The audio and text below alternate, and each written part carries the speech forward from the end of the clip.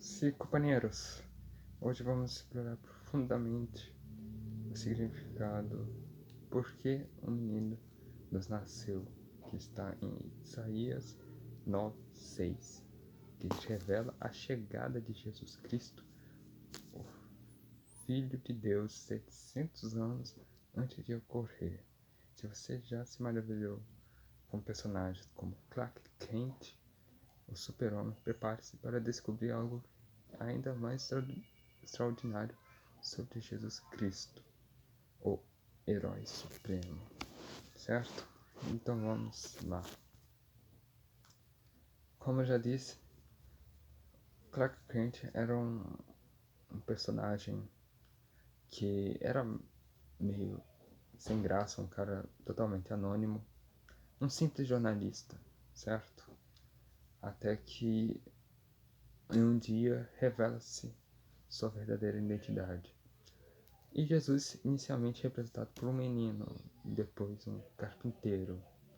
E essa revelação depois, quando naquele dia onde que ele se batiza e desce o Espírito Santo através da personificação de uma pomba, essa revelação de que esse menino era, na verdade, Deus em forma humana, superando qualquer herói e qualquer vilão, certo? Os únicos que sabiam que era Jesus era simplesmente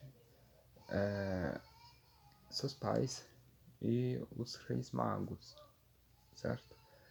E essa razão pela qual Deus escolheu essa forma, relacionando-se diretamente à desobediência de Adão e Eva, a entrada do pecado e da morte no mundo como resultado da desobediência humana, né? Certo? Quando Adão e Eva desobedecem a Deus, entra aí o pecado e com isso a separação entre os homens e Deus. A escolha de Deus em enviar Jesus como um menino estava alinhada com um plano maior de redenção diante das consequências da desobediência. Então, a desobediência humana trouxe essa escuridão, essa separação, como eu já falei, de Deus para com os homens. Era necessário, então, ter um intermediador, um salvador. Assim como Clark Kent, vocês viram, que ele também foi representado como menino, sendo lançado na Terra, sendo criado por pais humanos, mas na verdade era um super-herói. E que veio para salvar as pessoas daquela cidade dos vilões que necessariamente, como todas as histórias de quadrinho, têm seus vilões, mas olha só que Clark Kent não era incluído em alguma profecia, ainda mais 700 anos antes. A escolha de Deus, como já falei, como menino estava alinhado no plano maior e estava enquadrado na profecia em Isaías 9, durante todo o capítulo até você pode ver que descreve a chegada de Jesus, certo? Revela-se um plano divino desde os primórdios e uma antecipação divina. Deus prevê a queda da humanidade e Deus, além de prever, ele sabia que tinha que enviar um Salvador. Mas antes que enviar Salvador, ele trouxe alguns, vamos dizer assim, semelhanças que possam parecer com Jesus, assim como sacrifícios que era realizado no tempo dos, dos templos, das sinagogas, era uma semelhação do qual seria o sacrifício de Jesus, certo?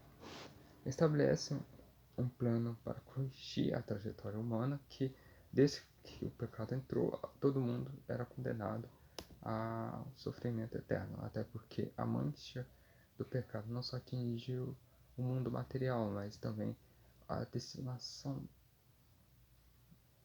das pessoas estavam além do mundo material, mas sim no mundo espiritual. O cumprimento dessas profecias estavam enquadradas em João 1, versículo 1 até o versículo 10 e João 3, do do versículo 16.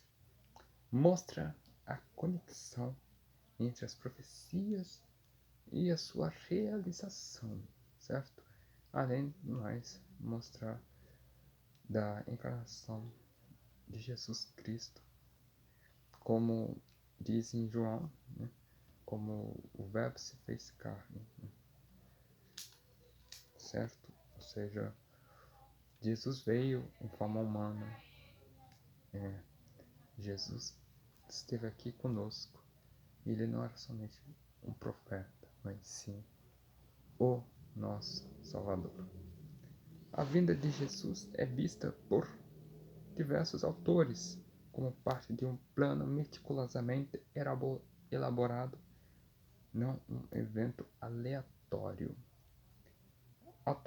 Autores como Jürgen Moltmann, um teólogo alemão, ele destaca essa intervenção divina e é um testemunho do amor inabalável de Deus, recusando-se a desprezar a humanidade diante de sua falha. Ou seja, os seres humanos, Deus não, depois que pecar, Deus teve sim um dilúvio. Mesmo assim, Deus não voltou a destruir a humanidade, não voltou a desacreditar a humanidade, mesmo com as falhas dos seres humanos. Isso destaca que o amor de Deus não pode ser comparado com um amor humano, onde que se você falhar, você nunca pode ser considerado por uma pessoa já com outros olhares, como era de antes, certo?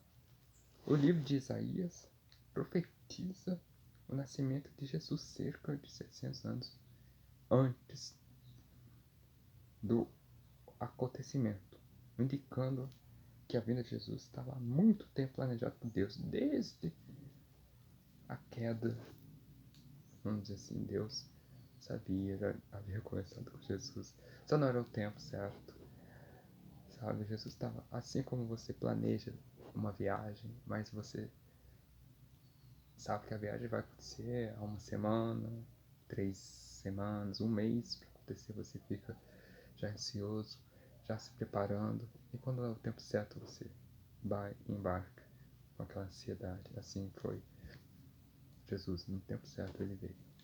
Ele estava ansioso para vir e restaurar a humanidade. O nascimento de Jesus não foi aleatório, mas o cumprimento de uma promessa divina feita a Abraão, resultado da decisão de Deus de amar e reconciliar-se com a humanidade. Esse é de umas citações do livro de Jürgen Moltmann, do livro The Crucified God. Eu vou deixar a citação nos comentários, né, para vocês verem. E para finalizar, a missão de Jesus era única: morrer em nosso lugar, enquanto super-heróis eles somente salvam um dia, mas Jesus, apesar dos erros humanos, ele somente Jesus oferece a redenção eterna. Ele enfrentou a morte para nos dar vida, restaurando a relação perdida entre Deus e a humanidade.